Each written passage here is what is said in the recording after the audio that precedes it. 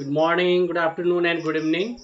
आजको यस class 9 English guide अन्तर्गत हामी युनिट 8मा रहेको साइन्स एन्ड टेक्नोलोजीको रिडिङ सेकेन्डको द अल्टरनेटिभ इनर्जी सोर्सेसको कम्प्लिट एक्सर्साइज गर्नेछौँ, जस अन्तर्गत रिडिङ सेकेन्डको क्वेसन आन्सर, ग्रामर सेकेन्डको relative clause and then writing सेकेन्डको न्युज आर्टिकल राइटिङको बारेमा हामी छलफल गर्नेछौँ।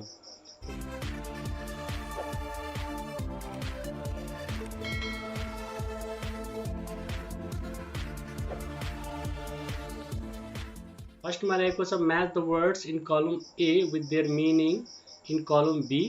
फर्स्टमा रहेको छ कलम ए फ्लिट, जसको मिनिङ रहेको छ a group of something. Next one is inflatable, जसको मतलब है capable of being filled with air. त्यसै गरी रहेको छ harness, to control and use the force or strength of something. Next रहेको छ vane, a flat plane that is moved by wind.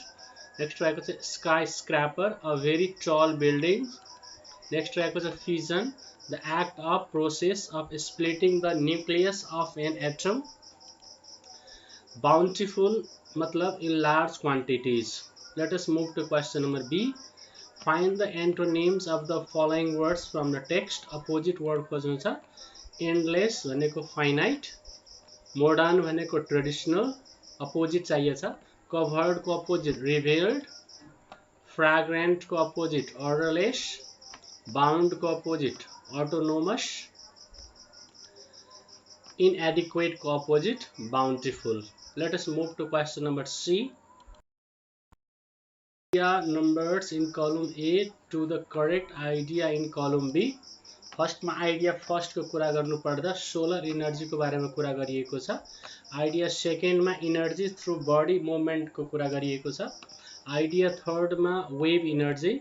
Idea fourth hydrogen energy and idea फिफ्थमा alternative energy. अनि त्यसै गरी आएको छ आइडिया सिक्स्थमा energies through the fusion process. Let us move to question number D. Answer the following questions. First question, how did JAXA prove the viability for the idea of space-based solar energy? JAXA proved the viability for the idea of space-based solar energy by successfully transmitting microwave power from the space to the Earth's surface using a wireless power transmission system.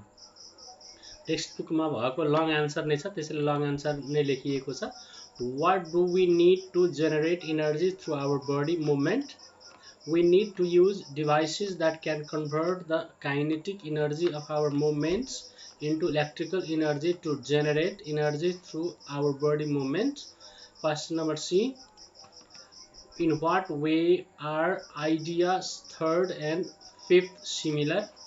Idea third and fifth are similar in the sense that both involve generating energy without relying on non-renewable resources. Next question. How can hydrogen be used as the source of energy?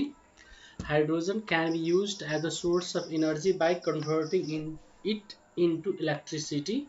Question number E. Why do floating turbines seem more effective than tower-mounted turbines? Floating turbines seem more effective than power-mounted turbines because these turbines produce double energy than tower-mounted turbines. Next question number F. Why is the fusion process environmentally friendly? The fusion process is environmentally friendly because it emits no pollutants or greenhouse gases and has no threat of nuclear meltdown, unlike current nuclear fission reactors. Question number G. What does ITER stand for? ITER stand for International Thermonuclear Experimental Reactor. Let's move to next question. Can you think of any other alternative energy sources? Talk about your idea with your friends. Biogas को बारे में कुरा गर्न सक्छौं. Biogas is a type of energy made from things like food scraps, animal poop, and plants waste. When these things break down without air, they produce a gas that can be used to make electricity, cook food, or even run cars. It's a clean energy source because it uses waste that would otherwise be thrown away, helping to keep our planet clean. Plus, it's renewable, meaning we can make more of it whenever we need. यसरी हामी बायोग्यासको बारेमा लेख्न सक्छौं. Let's move to next part. Grammar second. Relative pronoun रहेको छ. Fill in the gaps with suitable relative pronoun. यहाँ direct gap fill गरिएको छ. Is that the spot place छ त्यसलाई वेयरको युज गर्छ. Where you had the accident. The photograph thing भयो जसलाई हामी विच द्याटको युज गर्न सक्छौं. The photograph which you saw was taken a long time ago. Are those the students whom you were talking about.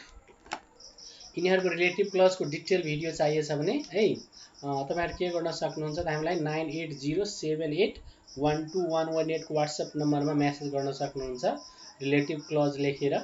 वा यहाँको जुन डिस्क्रिप्सन बक्स छ यहाँ पनि यसको रिलेटिभ प्रोनाउनको लिंक हालिएको छ हेर्नु होला. Last week I went to visit the town where my friend lives. This is the house where my uncle and aunt live. These are the girls who work hard. Let's move to next. Krishna was the boy whom everyone appreciated. This is the judge who is known for the wise decisions. This is the site भनेको place हो where I intend to build a house. The tiger which terrified the villagers was sent to the zoo yesterday. The tree which he cut down was not a large one. Mount Everest, which is the highest peak in the world, lies in Solukhumbu district. Let's move to next question. Question number B. Rewrite the following pairs of sentences using who, whom, whose, which, that or where. दुईटै सेन्टेन्सलाई हामीले join गर्नुपर्ने छ. यसको बारेमा detail video चाहिएछ भने यहाँ तलको description बक्समा लिंक हेर्नु होला. त्यहाँ पनि छ. नम्बर 9807812118 मा मेसेज गर्नु होला रिलेटिभ क्लज लेखेर. म त्यहाँ लिंक पठाइदिने छु तपाईहरुलाई. फर्स्टमा रहेको छ are this the keys you were looking for the keys. Which that को युज गर्न सकिन्छ. Are this the keys that you were looking for. Unfortunately we couldn't attend the wedding. We were invited to the wedding. Unfortunately we couldn't attend the wedding that we were invited to. What is the name of the hotel your brother works in the hotel? What is the name of the hotel where your brother works in? In छ भने यहाँ in लेख्न पाउनुहुन्छ है. Let's move to question number D. The party wasn't enjoyable. We attended the party last Saturday. The party that we attended last Saturday wasn't enjoyable. What is the name of the boy? The boy's father is dentist. Boys भनेपछि हामी whose गर्न सक्छौं. What is the name of the boy whose father is a dentist? Who was the man you talked to the man in the restaurant? To the man भनेपछि whom भइहाल्छ. Who was the man whom you talked to in the restaurant? Let's move to next part. What is the name of the shop? They sell medicine in the shop. What is the name of the shop where they sell medicine? Is this the man? The man donated all his property to a hospital. Is this the man who donated all his property to a hospital? Writing second मा रहेको छ news article writing. Write a news article about green energy. Use the following prompts. Natural source of energy achieved from sun, wind and water. Perpetual in nature. Perpetual भने कहिले पनि end नहुने. Present status, benefit to human or nature and challenges. हामी लेख्नु पर्दा green energy a natural source of power लेख्न सक्छौं. त्यसैगरी यो एस्से र न्यूज आर्टिकल है वा न्यूज स्टोरी र न्यूज आर्टिकलमा के डिफरेन्स छ यसको मैले यहाँ लिंक हालिदिएको छु भिडियो हेर्नु होला है. न्यूज स्टोरी र न्यूज आर्टिकलमा डिफरेन्स के छ. त्यसपछि हामी यसमा के गर्छौं यो न्यूज आर्टिकल भनेको एस्से जस्तै हुन्छ. टपिक पछि खाली यसमा के गर्छु त कसले लेखेको हो र कहिले लेखिएको त्यो गर्छौं. बाइ अवनी सिंह 30 जुलाई 2024 भयो. त्यसपछि हामी एस्से लेखिदिन्छौं. Green energy is a special kind of energy that comes from nature. It is achieved from sources like the sun, wind and water. Unlike other types of energy that comes from burning coal or oil, green energy is clean and doesn't harm the earth. Best of all it never runs out कहिले सिद्धिँदैन है, perpetual हो. This means it is perpetual in nature, so we can keep using it for ever without running out. Next part. Right now, many countries are using more green energy to power homes, schools, and factories. Solar panels, wind turbines, and dams are being built all over the world to capture energy from the sun, wind, and water. Green energy has many benefits. It helps to keep the air and water clean to which is good for our health. It also protects animals and plants by not polluting their homes.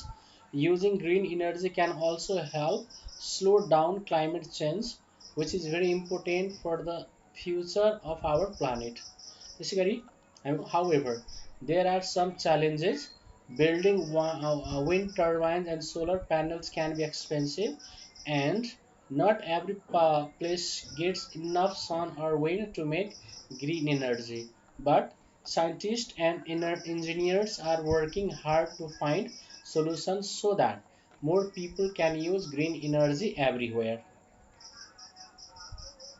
अब conclude गर्नु पर्दा, in the future, green energy could become the main way we power our lives, helping to protect the earth for generation to come. यसरी हामी यो lesson complete गऱ्यौँ. अर्को भिडियोमा हामी अर्को लेसन लिएर आउनेछौँ. भिडियो अन्त्यसम्म हेर्नुभयो त्यसको लागि धेरै धेरै धन्यवाद छ. See you in the next video. By.